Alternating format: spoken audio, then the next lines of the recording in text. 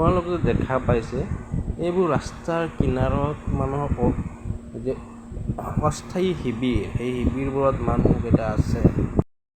এই মানুহকেইঘৰৰ জীৱন বহুত কষ্টৰ মাজেৰে পাৰ হৈ গৈছে। এইকেইটাই আমি আজি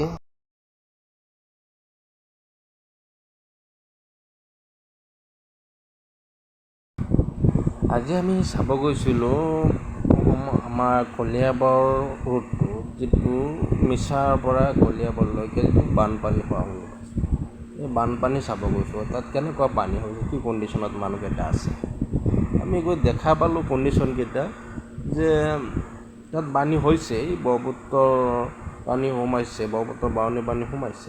আৰু মিছা বজাৰটো পাৰ হৈ দেখা পাইছোঁ এই নেশ্যনেল হাইৱেৰ কিনাৰত, ৰোডটোৰ কিনাৰতে বহু মানুহে এনে অস্থায়ী শিবিৰ পাতি বাস কৰি আছে, শিবিৰ পাতি আছে।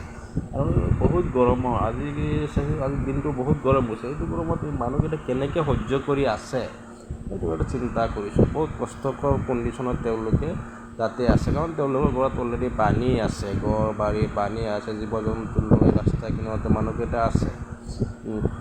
হাগা মুতা খোৱা পানী বহুত কষ্টত আছে, মানুহকেইটাৰ কাৰণে দোৱা কৰিবলৈ আহিছে।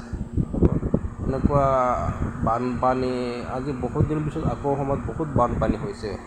কাৰণ আমি যিটো কণ্ডিশ্যনত দেখা পাইছোঁ, ৰাস্তাৰ ইফালে যিমান ঘৰ আছিল চবকেইটাত পানী সোমাই গ'ল, সকলো ঘৰ বাৰীতে পানী সোমাই গ'ল। স্কুল কলেজবোৰতো পানী সোমাইছে। এইফালে আপোনালোকে চাব আহিব।